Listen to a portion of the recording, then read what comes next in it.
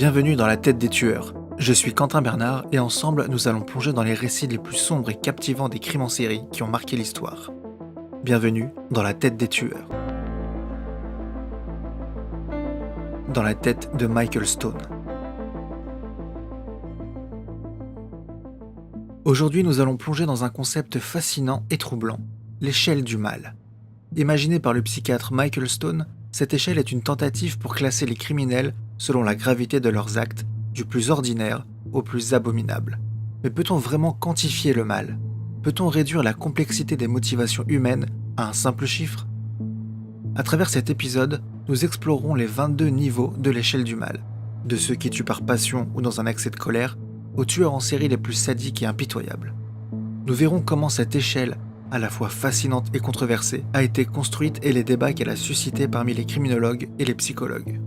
Ce voyage dans les profondeurs de l'âme humaine vous fera découvrir ce que signifie vraiment être maléfique. L'idée d'une échelle pour mesurer la gravité des crimes est née dans l'esprit du docteur Michael Stone, professeur de psychiatrie clinique à l'université de Columbia. Connu pour son travail sur la psychopathie et les comportements violents, Stone a passé des décennies à étudier les pires criminels de l'histoire, cherchant à comprendre ce qui les pousse à commettre des actes de violence extrêmes. C'est en observant les similarités et les différences entre les criminels que le Dr Stone a commencé à concevoir l'idée d'une échelle qui pourrait classer ces individus en fonction de leur niveau de mal. Mais comment définir le mal ? Pour Stone, cela ne se limite pas simplement à l'acte de tuer, mais englobe également les motivations, les émotions et l'absence ou la présence de remords chez le criminel. L'échelle du mal comporte 22 niveaux, chacun représentant un degré différent de malveillance. Les premiers niveaux incluent ceux qui tuent dans un accès de colère ou par passion, souvent des personnes sans antécédents criminels, tandis que les derniers niveaux sont réservés aux tueurs en série et aux criminels les plus sadiques, qui prennent plaisir à infliger de la souffrance. Mais cette échelle, bien que méthodiquement construite, n'est pas sans controverse. Peut-on vraiment quantifier quelque chose d'aussi complexe et subjectif que le mal ? Peut-on réduire la souffrance humaine à un simple chiffre ? Les premiers niveaux de l'échelle du mal sont occupés par ceux que l'on pourrait appeler les meurtriers ordinaires. Ce sont des individus qui, dans des circonstances extrêmes, commettent l'irréparable. Ce ne sont pas des psychopathes, ils ne prennent pas plaisir à tuer, mais ils sont poussés à l'acte par des émotions incontrôlées, comme la jalousie, la colère ou le désespoir. Prenons l'exemple du niveau 1 de l'échelle, qui inclut ceux qui tuent en état de légitime défense. Ces individus, face à une menace immédiate pour leur vie, n'ont d'autre choix que de tuer pour se protéger. Ils ne sont pas motivés par le désir de faire du mal, mais par un instinct de survie. Un autre exemple se trouve au niveau 4, qui concerne les crimes passionnels. Ces meurtres sont souvent commis par des personnes sans antécédents criminels, mais qui, dans un moment de rage, perdent tout contrôle. Un cas emblématique est celui de Jean-Claude Roman, un homme apparemment ordinaire qui, en 1993, a tué toute sa famille lorsqu'il a été sur le point d'être démasqué pour avoir mené une double vie pendant des années. Ce meurtre, motivé par la peur et le désespoir, est un exemple typique des crimes classés dans les premiers niveaux de l'échelle du mal. Ces crimes, bien que terribles, sont souvent commis dans des circonstances qui limitent le degré de malveillance. Ils sont le résultat de situations exceptionnelles, où l'émotion prend le dessus sur la raison.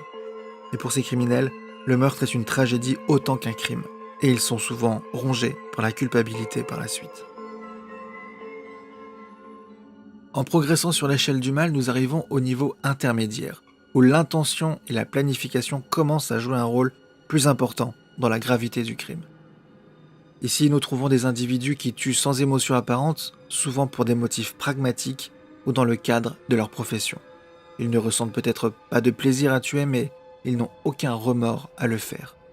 Au niveau 10, par exemple, se trouvent ceux qui tuent pour éliminer un obstacle. Ces criminels, souvent impliqués dans des activités criminelles organisées, tuent pour protéger leurs intérêts, qu'ils soient financiers ou personnels. L'un des exemples les plus célèbres est celui de Richard Kuklinski, surnommé The Iceman, un tueur à gages américain qui aurait tué plus de 200 personnes pour le compte de la mafia.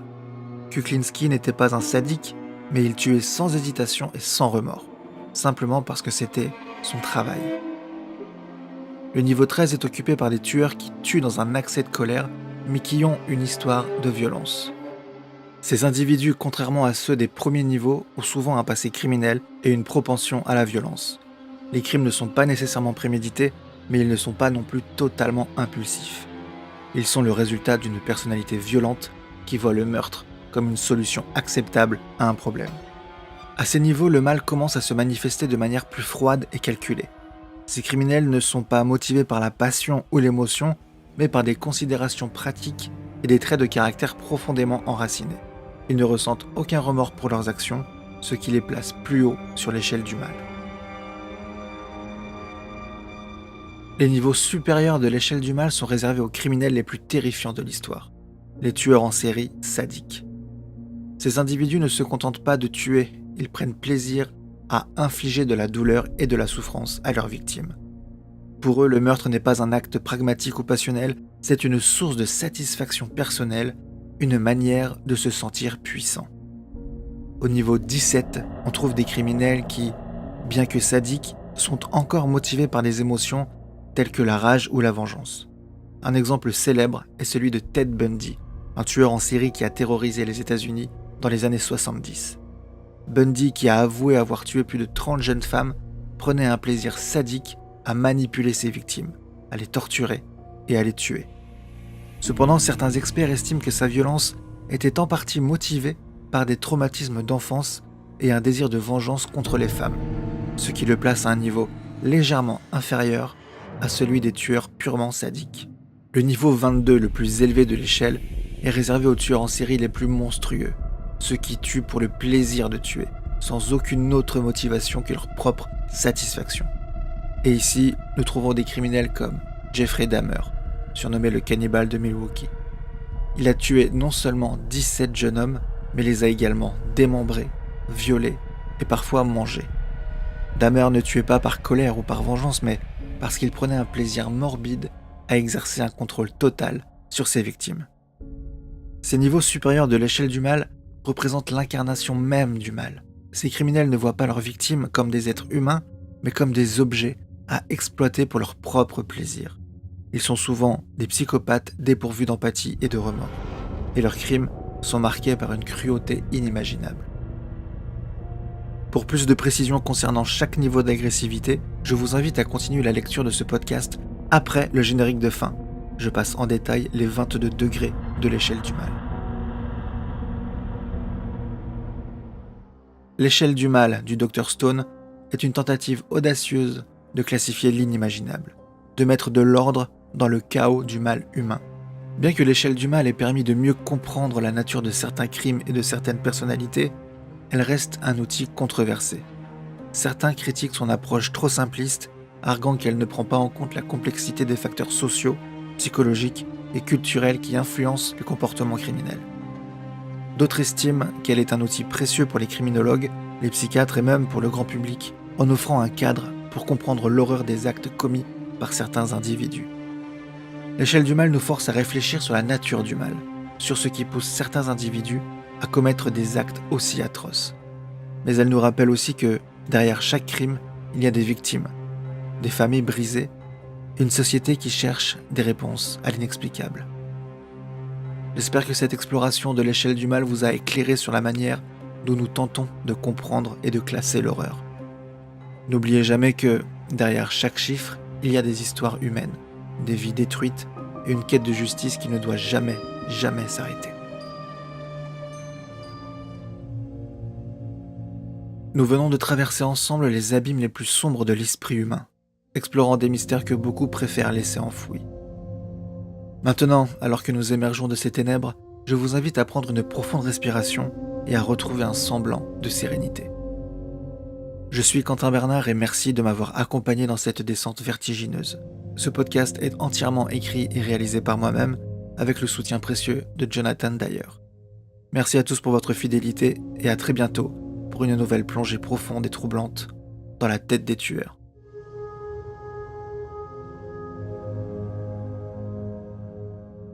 Comme je le disais, je vais passer en revue les 22 niveaux de cette échelle du mal. Niveau 1, ceux qui ont tué uniquement en légitime défense, sans montrer de tendance psychopathique. Niveau 2. Crime passionnel commis par des amants jaloux, immatures et ou égocentriques, mais non psychopathes. Niveau 3. Partenaire ou amateur enthousiaste de meurtres dangereux. Personnalité impulsive et aberrante avec des traits antisociaux. Niveau 4. Tue en légitime défense mais avec une grande agressivité. Niveau 5. Traumatisé psychologiquement, désespéré, qui tue des parents agresseurs sexuels, peuvent inclure des toxicomanes tuant pour de l'argent ou de la drogue, mais sans traits psychopathiques marqués. Ils ressentent des remords. Niveau 6. Agissent impulsivement, à chaud, sans caractéristiques psychopathiques marquées. Niveau 7. Les narcissiques, semblables aux personnes avec un trouble psychotique, tuent par jalousie ou passion. Au niveau 8. Non psychopathes, mais avec une fureur refoulée, tuant lorsqu'un événement les déclenche. Niveau 9, les amants jaloux avec des traits psychopathiques. Le niveau 10, tue ceux qui se mettent au travers de leur chemin ou des témoins gênants. Personnalité égocentrique, mais pas clairement psychopathique. Le niveau 11, comme le niveau 10, mais avec une personnalité psychopathique marquée. Niveau 12, les psychopathes avides de pouvoir, tuant lorsqu'ils se sentent coincés.